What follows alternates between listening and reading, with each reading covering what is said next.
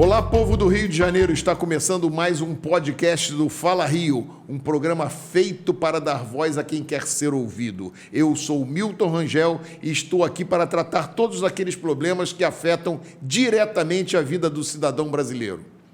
E carioca, claro. Ele é polêmico, tô lendo o que está escrito aqui da produção, tá?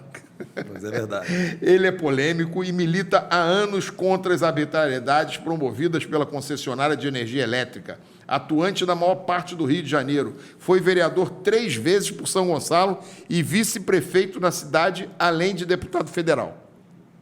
Agora concorre mais uma vez à vaga da Câmara. O nosso convidado hoje é Ricardo Pericá. Como vai, Ricardo? Faça os seus cumprimentos para o nosso telespectador. Fique à vontade. Obrigado, Milton. Obrigado aos telespectadores aí, os ouvintes, né?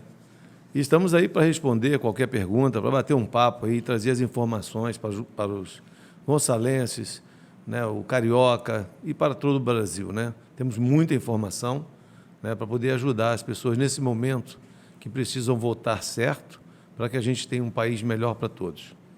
O Rio de Janeiro, né? O Brasil, por que falar do Rio de Janeiro? O Brasil está vivendo uma fase, né, de radicalização política, né, em que um lado não perdoa o outro lado, né, quando nós estamos vivendo um processo democrático de ideias. Nós temos que discutir ideias e não discutir se um é feio, se um é bonito. E hoje a radicalização é muito grande. Eu vejo as minhas postagens nas redes sociais, as ofensas são muito grandes quando você fala, principalmente quando você fala do nosso presidente da República. E aqueles que aplaudem também falam coisas demais sobre o adversário. Graças a Deus, a maioria aplaude, né? Nas minhas redes sociais, pelo menos, a maioria aplaude o nosso governo, o nosso presidente da República. Mas isso não é legal para a política, isso não é bom para a política. Foi muito ruim para o Brasil, essa polarização, essa briga.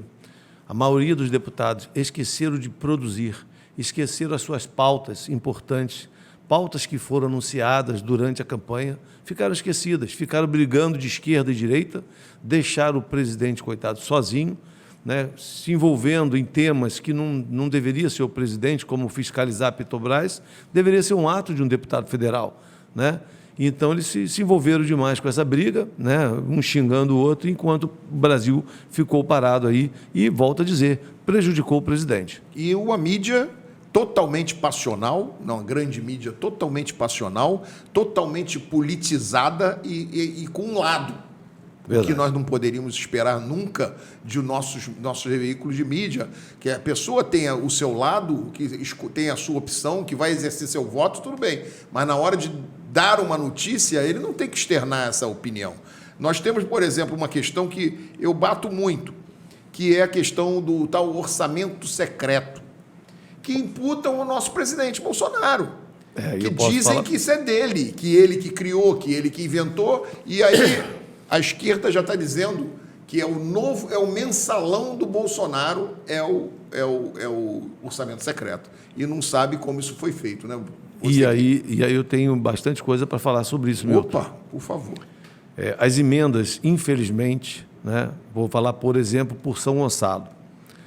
Há 20 anos e Bolsonaro não era presidente, as emendas elas eram maceteadas. Você veja que nenhum deputado levou emendas, nenhum deputado gonçalense, eleito pela cidade de São Gonçalo, levou emenda para a nossa cidade, né? Eles levaram emenda para cidades distantes. Eu entendo, meu entendimento, que isso para macetear esse dinheiro, né? E hoje o objetivo de fazer as emendas secretas é para que a população não tome conhecimento através do Transparência Brasil, que o Ricardo Pericá vai lá na habilidade e percebe no Transparência Brasil, e eu fiz um documento agora na campanha sobre isso, que dos 7 deputados mais votados em nossa cidade, né, somente um trouxe dinheiro para a cidade, né? Por exemplo, a Flor de Lis foi a mais votada da cidade e não levou R$1 para São Gonçalo, só para cidades distantes. Quer dizer, qual é o motivo para isso? Nós temos deputados eleitos por São Gonçalo, Milton, que levou dinheiro para São Paulo. Nós temos deputado que você acabou de mencionar o nome dele, que levou dinheiro para Belo Horizonte. Hoje é candidato a governador e nasceu em São Gonçalo. E levou dinheiro para Belo Horizonte, mas não trouxe R$1 para São Gonçalo.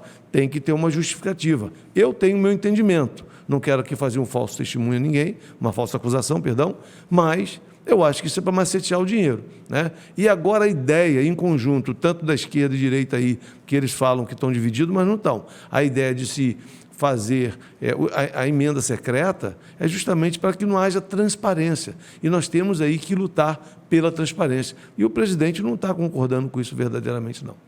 Pois é, a gente sabe como funciona o Congresso, né? A gente sabe como funciona a Câmara e o Senado. E a gente sabe também que a representatividade do povo ali é o que menos se respeita. Nós temos um processo eleitoral, na minha opinião, ruim. Na minha opinião, o processo eleitoral é ruim. O processo democrático, se tiver um processo eleitoral ruim, ele também será ruim.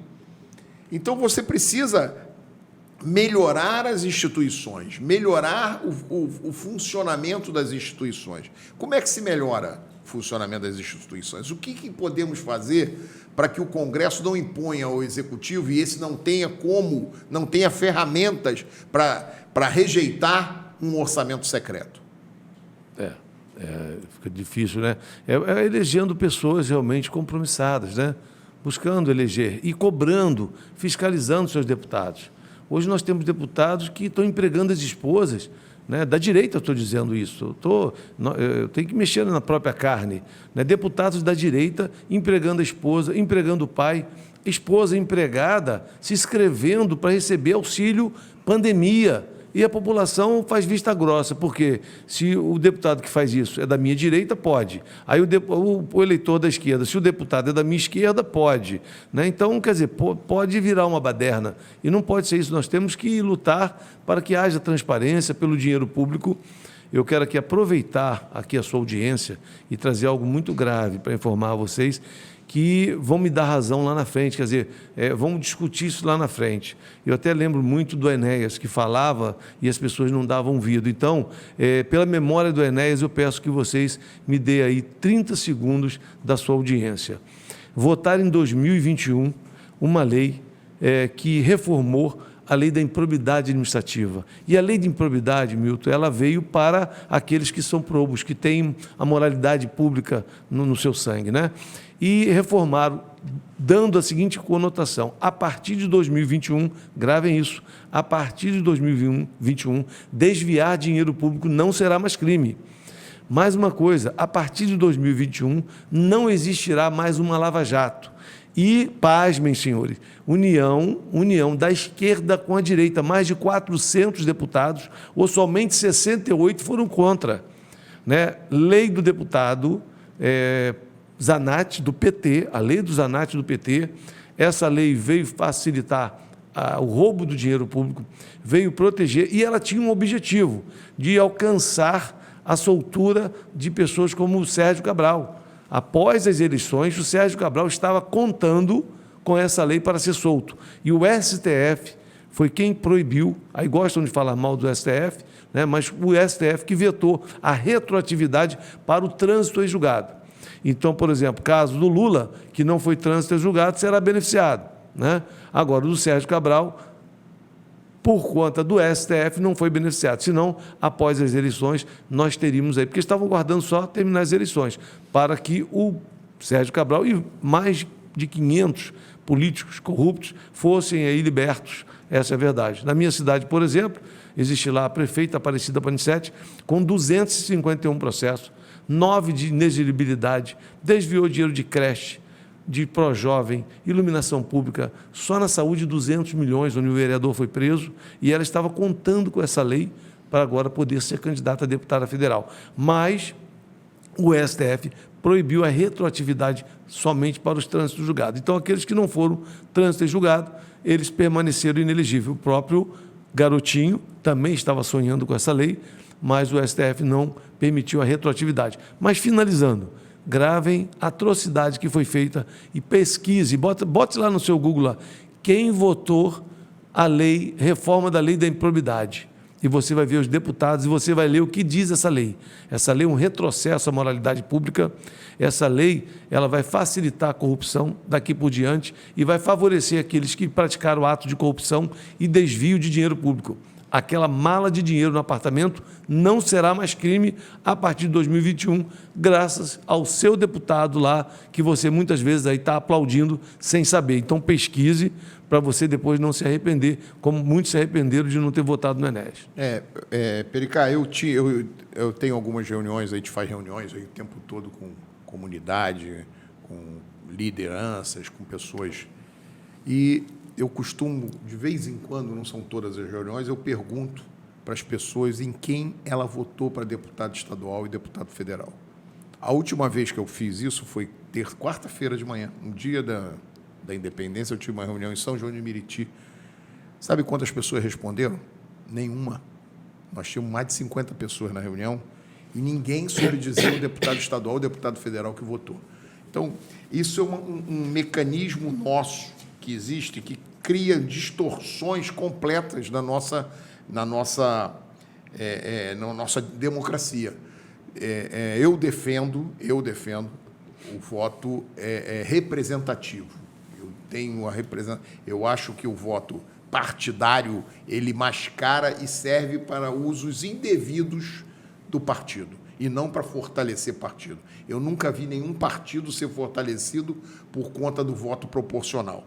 E ao passo que, se você deixar as pessoas livres para escolherem o seu partido e saberem que não vão ser eleitos por causa do rabo da nominata que é bom, ou porque a cabeça é boa e vai deixar voto sobrando para você, o partido vai ser mais representativo, porque vai ter pessoas brigando por ter votos e que escolheram livremente aquele partido. Então, eu defendo essa tese, sempre defendi. E uma outra coisa que eu acho muito importante, e aí não é legislação para deputado estadual, é legislação para deputado federal, e aí por isso que eu vou lhe fazer essa pergunta e essa provocação. O senhor foi prefeito e praticamente no dia seguinte da posse, o senhor já estava na oposição do seu prefeito. Mas não, eu me lembro um pouquinho dessa passagem, não por conta de querer o cargo da pessoa, mas porque discordou de atitudes do prefeito que o elegeu vice-prefeito, da qual chapa ele se elegeu vice-prefeito. Então, eu queria te fazer uma abordagem, porque eu sou, antes de tudo, empresário. Eu sou, antes de tudo, pai de família, sou, antes de tudo, marido, antes de qualquer coisa. A política é uma coisa que eu gosto de fazer, porque eu gosto de ser utilizado para ajudar as pessoas e atingir as minhas ideias e os meus ideais.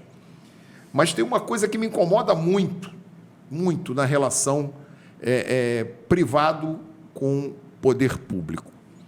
Primeiro, os mecanismos que existem para facilitar a corrupção, facilitar a compra, facilitar os interesses inconfessos. Segundo, é aquela questão de que o prefeito não precisa pagar as contas que deve. Não vai acontecer nada com ele. Não tem processo de improbidade administrativa, não tem processo nenhum porque ele deixou de pagar um fornecedor. Ainda vai sair na mídia como um bom moço, deixou de pagar o fornecedor tal, aquela empresa de coleta de lixo ele não pagou, mas o cara fez o trabalho dele, o cara pagou os funcionários dele, o cara honrou com seus compromissos tributários, mas o prefeito não honrou com seu pagamento. Eu tenho, só para dar um exemplo meu, que eu não tenho o menor problema de dar esse exemplo, eu tenho uma empresa que tem a receber da Prefeitura de São Gonçalo hoje, mesmo assim, porque houve uma distorção, era para ser 20 e tantos milhões, hoje eu tenho 18 milhões para receber. Já está transitado e julgado, vou receber isso em precatório. O povo não deve saber o que significa isso, receber 18 milhões de precatório, da Prefeitura de São Gonçalo. Significa que eu vou receber esse dinheiro, talvez meu filho consiga receber esse dinheiro, porque isso vai para as calendas, isso fica aí, e se você quiser vender, tem gente para comprar, que vai pagar você 10%, 20% do valor principal. Então, eu acho que deveria existir uma forma, e a lei administrativa já apontou algumas direções, de você barrar esse tipo de coisa. Porque você quebra empresas com essas atitudes de alguns governos. O que você pensa disso, Pericá? Como é que você vê isso? O que você se você tem algum interesse em mexer nisso, em meter a mão nessa cumbuca, meter a mão nessa ferida. Pode contar comigo para a gente tentar bolar algumas ideias que venham, né, a coibir isso, porque isso é usado justamente para que eles peguem um mau empresário, né, e ele resolva lá dar os 30%, os 40%, os 50%, não fazer o serviço direito, e aí recebe em dia. Aquele, de repente, que pratica o serviço adequadamente e aí não quer se sujeitar a dar propina, provavelmente tenha sido o seu caso, vai ficar sem receber muitas vezes. Todas as minhas notas foram atestadas. É por aí, né? Então, deveria ter uma cobrança do próprio Ministério Público. Mas aí, nós temos um Ministério Público corrupto, embora a população tenha ainda o Ministério Público como uma instituição séria, infelizmente, não estou dizendo que todos sejam corruptos, não, claro. Mas é uma instituição que realmente está muito complicada. Nós tivemos aí o chefe-geral, não é um promotor, é o chefe-geral do Ministério Público, foi preso. Né? Nós tivemos o caso lá no cemitério em São Gonçalo, que o chefe da inteligência do Ministério Público foi preso. Você, para poder investigar um vereador, um prefeito ou um deputado, não pode ser qualquer promotor. Tem que ter autorização do chefe-geral. Então, se o chefe-geral foi preso, você vê como está o andamento disso. Né? Nós tivemos um caso lá, por exemplo, em São Gonçalo, que uma funcionária delatou a esposa do prefeito que ela recebia o dinheiro do cemitério em espécie, na totalidade, e não devolvia nada para o município. E ela confessou que realmente recebia, mas depois foi feito um acordo com o Ministério, ela deu um depoimento que usava dentro da prefeitura, Deus lá sabe como, arrumou um monte de papel de pão, o Ministério Público carimbou e aceitou aquilo como prestação de conta. Só que aí eu recorri contra a promotoria, contra o Ministério Público, e no Conselho Superior do Ministério Público eu ganhei por unanimidade, algo inédito, e pedindo o afastamento da promotora, que antes do julgamento, dias antes, ela mesma pediu para sair do Ministério Público de São Gonçalo. Então você vê a gravidade do problema que estamos tendo hoje com a instituição Ministério Público, que era quem deveria nos ajudar a pregar a moralidade dentro da administração pública, a fiscalizar a moralidade. O próprio Ministério Público tem sido aí infiel às suas atribuições. Nós temos o caso também da iluminação pública, que eu, como vice, você acabou de mencionar, vou aproveitar para responder, o prefeito só nos 2 primeiros meses desviou 1.700.000 da iluminação pública. E o próprio vice, eu denunciei isso, porque ele não trocou uma lâmpada em lugar nenhum, não existe o mínimo de materialidade desse serviço, no mínimo, zero. E o Ministério Público se enrolou e tentou novamente proteger e arquivou o processo. Novamente no Conselho Superior do Ministério Público, o promotor, relator, ficou espantado. Falou assim, olha, a investigação deu que ele desviou o dinheiro e a promotoria mandou arquivar. O relator falou assim, eu não estou entendendo isso aqui. O próprio relator, né, e mandou, olha, volte para dar continuidade. Porém, acho que ficará precário essa investigação e uma ação devido à lei que eu mencionei anterior, de 2021, dando liberdade para o desvio de dinheiro público, né? Infelizmente. Mas, falando aí da minha não ida à posse, ninguém faz uma campanha de prefeito, eu nunca vi, dizendo que vai roubar o dinheiro público, dizendo que vai empregar o genro, dizendo que vai empregar a sogra, dizendo que vai empregar a sogra da filha, né? E foi tudo isso que ele programou em dezembro, nomeando mais de 30 parentes, mantendo toda a corrupção do governo anterior, que ele e eu sabíamos existir e propagamos isso que ia acabar durante a campanha. Então eu falei, não quero fazer parte da safadeza e resolvi não ir tomar posse. Foi até inédito isso no Brasil, mas resolvi não tomar posse. E depois tentei ajudar a prefeitura, quando o Neilton foi preso, o prefeito anterior, na iluminação pública. Fui para a prefeitura, montei a iluminação pública, comprei 6 caminhões zero, mas quando a poeira da prisão do Neilton baixou, ele afastou novamente, impossibilitou da gente dar continuidade de serviço. Os caminhões zero que comprei ficaram parados na garagem e ele pagando 1.700.000 a 4 caminhões velhos na prefeitura. Então, é uma bagunça total. Infelizmente, o Ministério Público, a atuação foi zero e ele seguiu por esse caminho aí, com a anuência do Ministério Público, né? Mas a gente vem cobrando e defendendo. Uma outra pergunta que me pediram para fazer aqui, a produção preparou para mim, você criou o movimento Fora Ampla no início dos anos 2000. De lá para cá, o que mudou na vida do usuário da concessionária de energia elétrica, hoje Enel, né? Isso. Bem, lá no início do movimento, a Enel entrava até na casa das pessoas, ou quebrava o muro, arrancava o relógio eletromecânico e implantava o chip. Então, inviabilizava a população de acompanhar, né, de aferir o seu consumo, né? E nós conseguimos, através do movimento, para que o Poder Judiciário nos desse aí o ganho de causa para que fosse mantido, né? Porque é uma lei estadual que diz que o seu consumo, seja água, luz, você deve ter acesso à medição, deve estar em local visível e de fácil acesso. E o chip ficava lá no poste. E nós conseguimos vencer essa primeira batalha, né, proibindo a retirada dos relógios eletromecânicos. Depois, mesmo assim, eles tiveram autorização para implantar o chip de maneira irregular, essa autorização, porque já foi dado pela Agência Nacional, mas eu, vereador, não tenho poder a isso, né? E Gerson Kelmer era o presidente da Agência Nacional de Energia Elétrica, né, a ANEEL, e de maneira irregular autorizou a implantação do chip, porque não foi autorizado pelo Inmetro inicialmente, foi autorizado pela Faculdade de Itajubá, em Minas Gerais. E aí eles foram colocando o chip, 3 por 1000 em toda a cidade, e nós conseguimos, junto com o Jornal Dia, provar que o chip adulterava as contas. E aí a Ampla, na ocasião, teve que retirar 30 mil chips, né? E também, além de retirar os 30 mil chips, Milton, isso aí, consumidor, isso aí facilitou você ganhar uma ação na justiça, porque quando eles implantaram o chip, o que acontecia? O juiz entendia que você estava errado e o chip era uma medição correta. Quando nós provamos que o chip adulterava as contas, e isso agora é uma jurisprudência, inverteu a pauta. Ao invés da Ampla ganhar 90% das ações, nós passamos a ganhar 90% das ações, porque conseguimos provar, né, a inidoneidade do chip na aferição do consumo de todo cidadão, né? Mas, infelizmente, o poder econômico hoje da Ampla, hoje Enel, né, vem aí conseguindo sobreviver. E eu espero poder estar em Brasília, porque eu fui deputado apenas 2 meses e fiz 3 audiências públicas lá, mas não pude dar continuidade às ações lá contra ela. Eu espero estar em Brasília novamente para rever isso. E não só a questão da empresa distribuidora, mas também a questão de Furnas, porque tem uma caixa preta lá, tem um maracutaco lá, que a gente tem que levantar isso, porque está errado. Nós temos o maior potencial hidrelétrico do mundo, então nós éramos para ter a energia mais barata do mundo, e é completamente o inverso.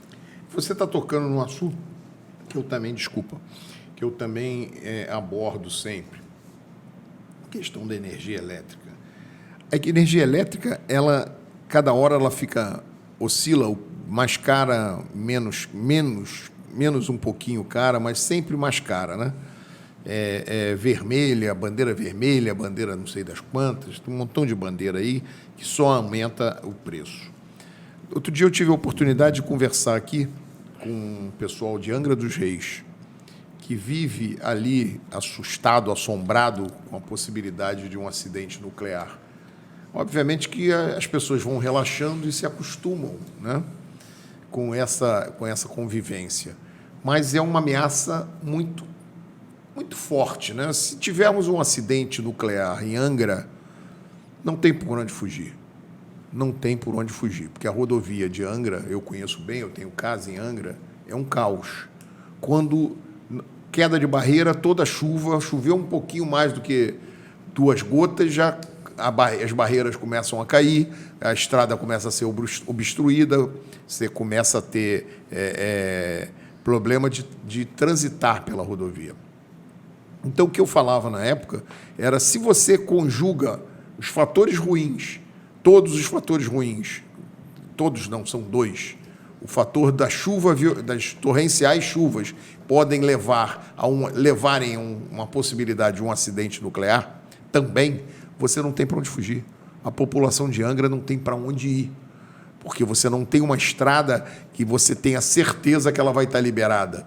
Quer dizer, qualquer lugar ali que você rasgar uma estrada direto para a Dutra, você está dando a saída para o povo com uma pista de mão dupla, reta, com pedágio, cobre o pedágio, né? Na época do acidente não tem pedágio, mas cobre o pedágio caro, né? Angra dos Reis, que os reis transitem ali pagando caro, mas coloque uma rota de saída para essa população que hoje não tem. Mas a pergunta que eu ia colocar para você Não é nessa direção.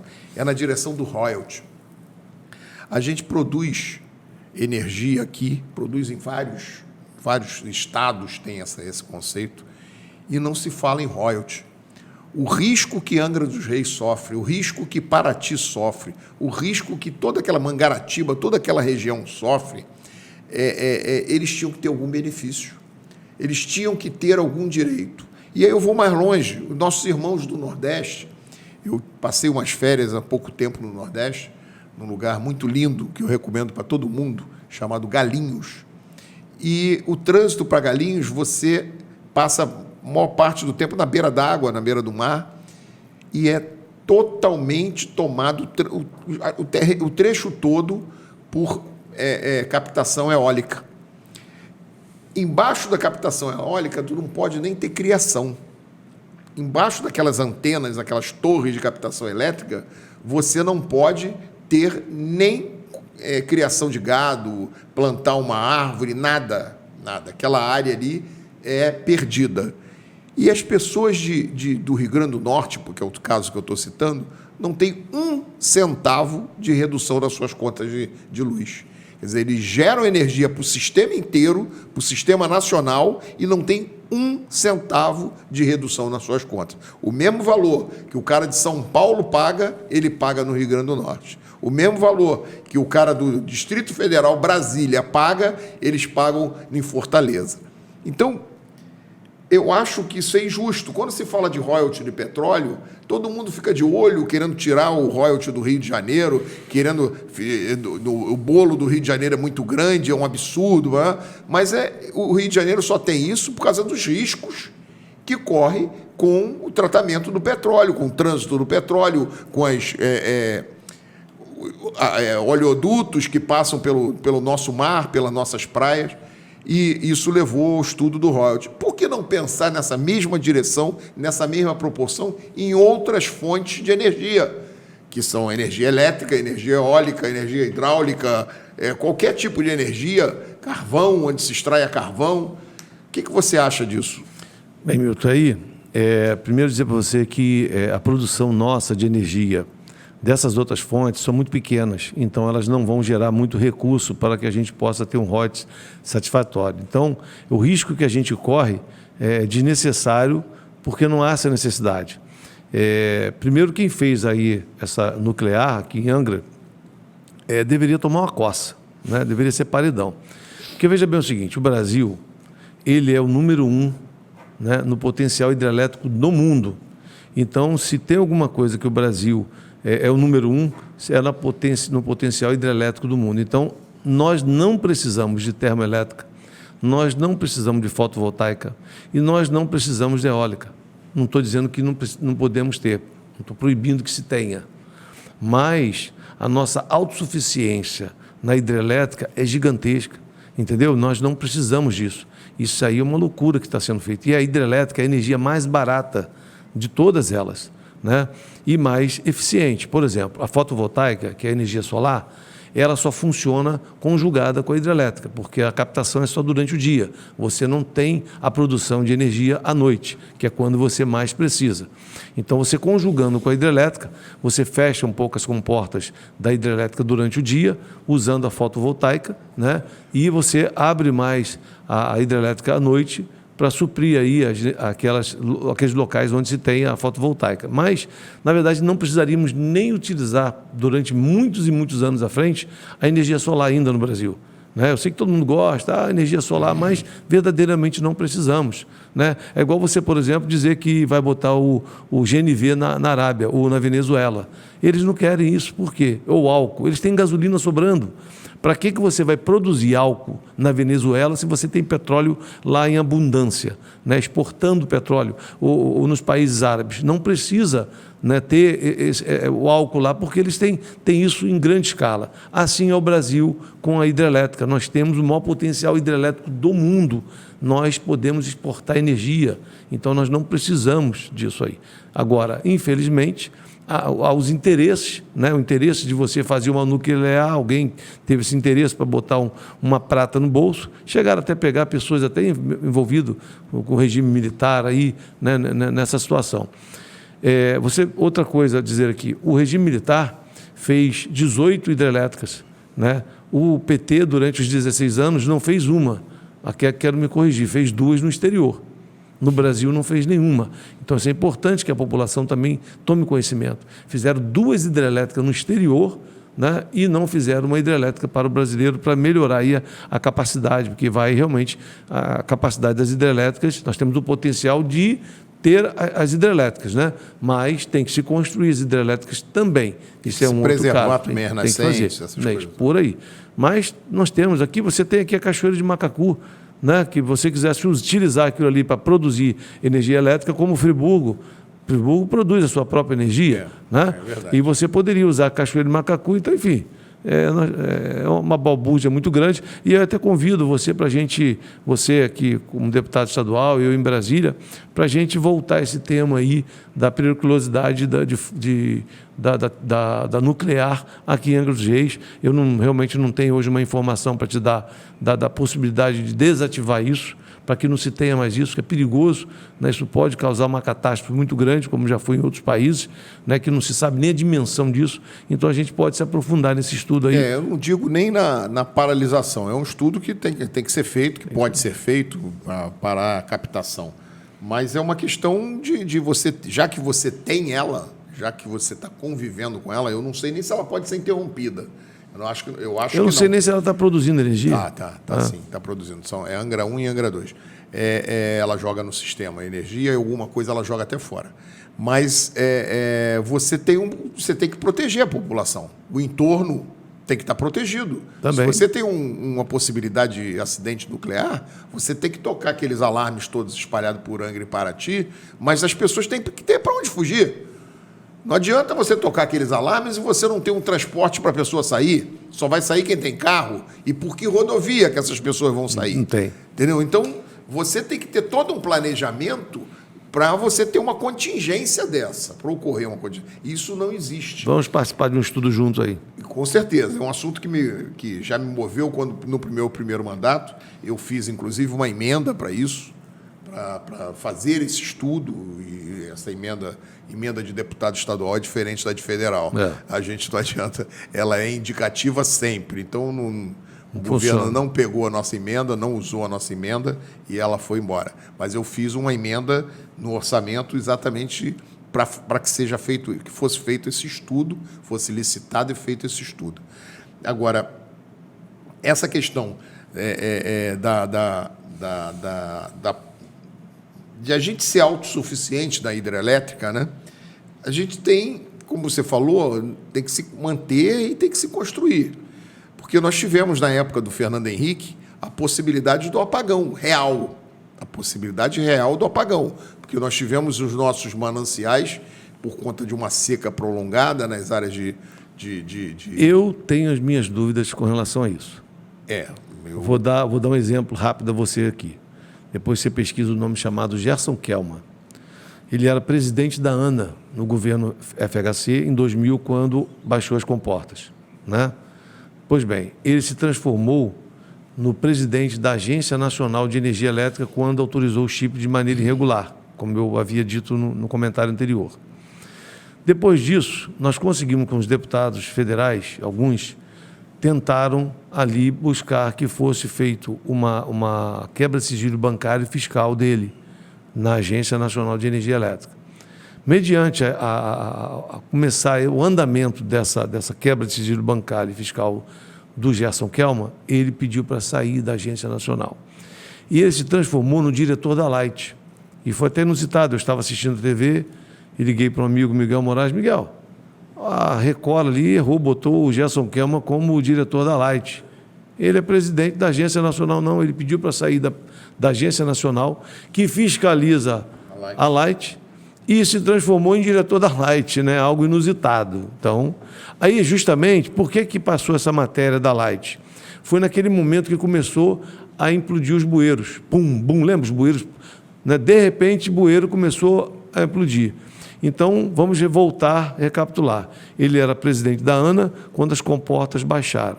Ele se transforma presidente lá da ANEEL, Agência Nacional de Energia Elétrica, quando se autoriza o chip no Brasil. Ele vira diretor da Light quando começa a implodir, os bueiros começam a implodir. Aí, pois bem, passou um tempo, não tive mais notícia dele, e começam os documentários a falar da água em São Paulo, que São Paulo começou a ter, suas comportas ficaram baixas. O povo de São Paulo não tinha mais água na torneira. Aí quem vai dar entrevista? Gerson Kelma, presidente da Sabesp. Então, eu tenho motivos para ter as minhas dúvidas com relação a essa queda, né? Até porque quando veio a queda, a baixa da água, né, nos mananciais, dobrou o valor da conta de luz por conta disso. Então, o anúncio de que se não tinha água para produzir energia elétrica, foi dada autorização para que uma conta de 100 passasse para 200. Quer dizer, então... Criou-se as bandeiras, né? Eu tenho aí minha desconfiança sobre essa seca, né? Até porque, como eu falei, a energia, você pode ali fazer uma reserva, né, de produção para que aguarde um tempo de chuva para que você possa produzir mais energia. Nós estamos vendo, desde o início da pandemia, o esforço do ministro Paulo Guedes e do presidente Bolsonaro em socorrer quem mais precisa. Quais são os desafios que o presidente e a equipe econômica vão enfrentar no próximo ano para manter a economia em projeção, na sua opinião? Olha, eu sempre vi o Brasil como um país rico, né? Porque só para ele ter suportado o PT 16 anos, mostra que, como o Bolsonaro diz que ele é imbrochável, eu digo que o Brasil é inquebrável, porque o PT não conseguiu, com tanto roubo, quebrar esse país. Foi um roubo, foi um absurdo, né? Nós tínhamos um cara que devolveu hoje 98 milhões de dólares, que seriam hoje mais de 500 milhões de reais, numa pessoa que é um gerente. Então, não houve, né, no mundo, no planeta, um desvio de dinheiro tão grande, né, como foi os 16 anos. Então, o Brasil é um país muito sólido, né, mas realmente, sim, minuciosamente, né, as questões aí da economia, quem está realmente à frente da pasta é que pode dar um parecer do encaminhamento disso tudo, como vai ocorrer. Mas a gente tem visto aí, né, que o Brasil, em alguns índices, está completamente diferente do resto do mundo, principalmente daqueles países industrializados e considerados desenvolvidos. Então, a gente compara Estados Unidos, Alemanha, França, Inglaterra, Portugal, Espanha, falando dos países daqui da área ocidental. E o Brasil está com o menor índice de desemprego que teve nos últimos, 20 anos, 30 anos. É o menor índice de desemprego. Hoje nós atingimos 9,3% no índice de desemprego. Nós temos hoje uma inflação declinante, quando todo mundo está desesperado com a inflação no mundo. Os hermanos aqui argentinos, então, estão se matando por conta disso. Os Estados Unidos está com inflação que nunca teve, a Inglaterra e a Europa como um todo. E o presidente Bolsonaro sofreu com a pandemia. 2 anos do seu governo foram tomados pela pandemia. E no ano que a pandemia acabou, veio uma guerra na Ucrânia, na Europa, no coração da Europa, que nós não temos nada com isso, temos sim, a economia é globalizada e afeta todo mundo com isso. E nós temos visto o PIB crescendo, com índices bastante satisfatórios, nós estamos vendo a inflação caindo, os preços caindo, e o monitoramento que ele fez, importantíssimo, na Petrobras, e um processo de distribuição de renda muito maior que qualquer outro presidente da República já fez. Então, eu acho que essa sinalização vem exatamente de um trabalho dessa equipe econômica, que no início, eu confesso, que eu não tinha tanta confiança assim. Eu não via o Paulo Guedes como um ministro da Economia que o Bolsonaro precisava, mas eu tenho que me render aos sinais e aos resultados. E ver que quando a gente pensa que o contraponto do Paulo Guedes é o Guido Mantega, a gente fica cada vez mais assustado e com medo de encarar mais 4 anos de PT, não é 16 não. Sofremos durante 13 anos de PT e 3 de PMDB. Mas 13 anos que levaram o país a um índice de desemprego de 13,3%, se eu não me engano, 13,6% de desempregados, 15 milhões de desempregados, inflação acima de um padrão que aquela época a economia mundial permitia. Você tinha, a maioria desses países que eu estou falando, a economia, inflação praticamente zero, 0, alguma coisa. E nós aqui com índice de 5%, 6% de inflação, que era muito alto para a economia do mundo. Então, eu acho que o rumo que se tomou foi muito bom. E essa é a minha opinião a respeito disso. Eu acho que nós saímos muito bem de 2 anos de pandemia e 1 ano de guerra. É importante que deputados como nós sejam eleitos para ajudar o governo a dar prosseguimento às reformas e gerar emprego. Olhando para o nosso Estado, como poderíamos fomentar novos postos de trabalho? Por isso que a gente acabou de falar de desemprego aqui. Você tem que ter uma economia forte para você ter emprego, né? Sem economia forte, você não tem emprego. E você não tem notícia, por exemplo, na minha área, que seria deputado federal, que ele estivesse fiscalizando. Então, você tem o deputado, a função dele é fiscalizar. Não é ser contra o governo fiscalizar, né? Hoje, por exemplo, a Petrobras, né, que fez uma medida em baixar os impostos, né, que realmente os nossos impostos são muito altos, mas isso não é o melhor resultado. O melhor resultado é saber, porque os impostos, de uma certa forma, é do bolso do próprio contribuinte que está sendo retirado. Isso lá na frente fará falta de alguma forma, né? Principalmente o valor arrecadado pela Petrobras, que foi noticiado aí, né, que realmente está sendo astronômico. Então, isso tem que ter uma fiscalização, isso tem que ter uma transparência. E deputados federais estão ali para isso, para fazer a fiscalização, né? Então, acho que falta aí uma Câmara que possa realmente atuar para que ela venha fiscalizar as contas públicas e a gente possa ter um superávit aí econômico para que o emprego venha em detrimento disso, né? Você tem que ter mais indústria, o comércio tem que estar sendo aí, de uma certa forma, mais pulsante para que o emprego venha a acontecer. É a minha visão. Diante da situação que a gente vive hoje, da radicalização, né, na esquerda e à direita, quer dizer, aquela questão de que você é de direita, então você não presta, você é de esquerda, você não presta. Não gosto disso também. Então, essa questão é uma questão que... Eu gosto de certo e errado. Exatamente. Que a gente hoje tem bandido dos dois lados. Exatamente. Você acabou de citar um exemplo aí de que os deputados de direita e os deputados de esquerda existem bons... Se uniram para votar uma lei a favor da corrupção. Existem deputados de bem e deputados de mal em qualquer lugar. Existem pessoas de bem, pessoas do mal em qualquer situação. A gente falou aqui, você teve a oportunidade de falar do Ministério Público. O Ministério Público, existem pessoas de maravilhosa conduta, de índole e de decência até na produção de provas. Porque existem muitos promotores que adoram uma mídia que fazem qualquer coisa se transformar num ato de corrupção, num ato de enfrentamento.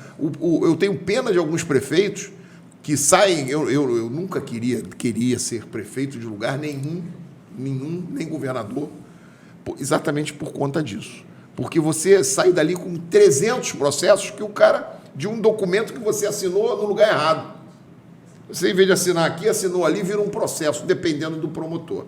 Então, existem pessoas do bem, pessoas do mal em tudo que é lugar. E esse radicalismo que a gente está vivendo hoje, o que pode deixar para a gente?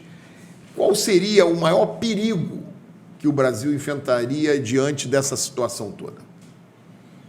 Olha, hoje a gente tem medo dos resultados das eleições, né? O que vai acontecer, né? De quem vai aceitar essa derrota, porque as pesquisas dão um Lula na frente. Um vai ganhar, né? Um vai ganhar. Não vai ter 2 presidentes, né? Vai ser 2. As pesquisas põem o Lula na frente, a rua põe o Bolsonaro na frente.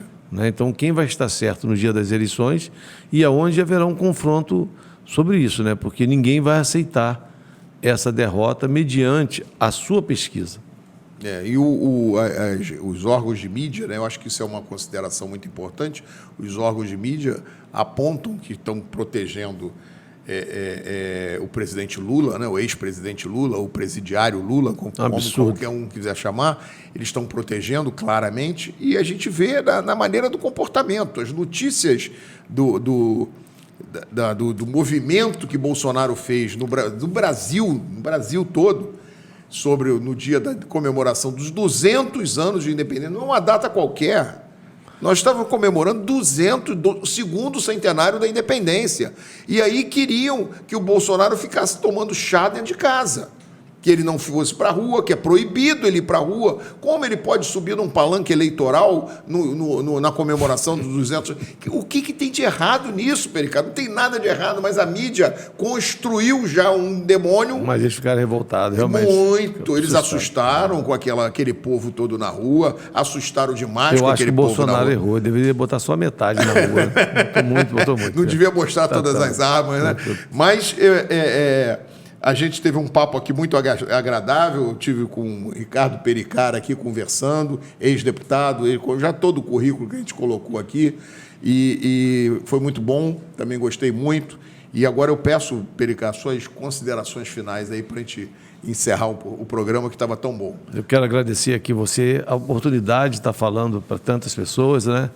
E pedir que me ajude a chegar em Brasília como deputado, que só tive a oportunidade de 2 meses, para a gente defender as pautas esquecidas, né? Porque ficaram naquela briguinha lá de esquerda e direita que não trouxe resultado positivo nenhum para a população. E como eu já disse antes também, a gente vai rever com muita propriedade os valores dessas contas de luz no Brasil inteiro, principalmente no nosso estado do Rio de Janeiro. Eu tive a oportunidade de estar à frente 1 ano na iluminação pública da nossa cidade, consegui uma economia de 20 milhões, onde sempre faltava dinheiro, e tivemos lá a prisão do Márcio Panicete, do Neilton Mulim, e mais de 10 pessoas presas por desvio de dinheiro. Passamos a ter uma sobra de 20 milhões, que possibilitou o prefeito agora a contratação de uma empresa, onde o maior bairro da América Latina, o Jardim Catarina, está hoje com 80% já de LED em todo o bairro, né? Então, já temos essa expertise, não que eu seja mais inteligente que ninguém, mas a capacidade de poder chegar em Brasília e fiscalizar também as hidrelétricas, as distribuidoras, porque lá na Prefeitura de São Gonçalo conseguimos para a Prefeitura a devolução de 8 milhões de reais por irregularidades na cobrança da conta de luz da Prefeitura. Então a Prefeitura vai receber da Enel, né, que é a empresa hoje distribuidora lá local, vai receber 8 milhões em devolução de dinheiro, né, que pode ser também através da própria conta, por irregularidade. Você vê, e só podemos, aí, pela lei, retroagir 3 anos. Mas o desvio foi muito maior para trás de prefeitos aí que não se preocupavam com o dinheiro público e pagavam a todo custo. Então, eu espero poder contar com o seu voto para que a gente possa te defender em Brasília. É isso. É desse jeito, meu amigo. É desse jeito, meu irmão. Nós precisamos escolher candidatos que tenham as nossas ideias e os nossos ideais. Nós aqui procuramos trazer algumas pessoas, outras não são nem candidato a nada, são simplesmente pessoas expressivas da nossa sociedade para mostrar para você um pouquinho das suas ideias e dos seus ideais.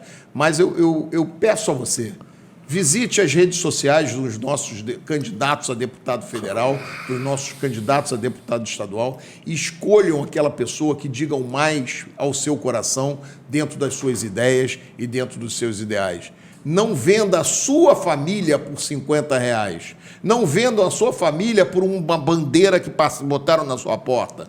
Porque tem muito candidato aí que tem muito dinheiro para botar diversas bandeiras na sua porta. Então, não se iluda.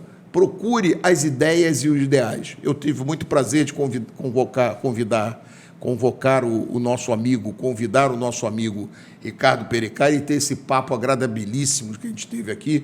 E peço a vocês, pense nisso, visite as nossas redes sociais e vamos ficando por aqui, porque aqui é desse jeito. Deus te abençoe.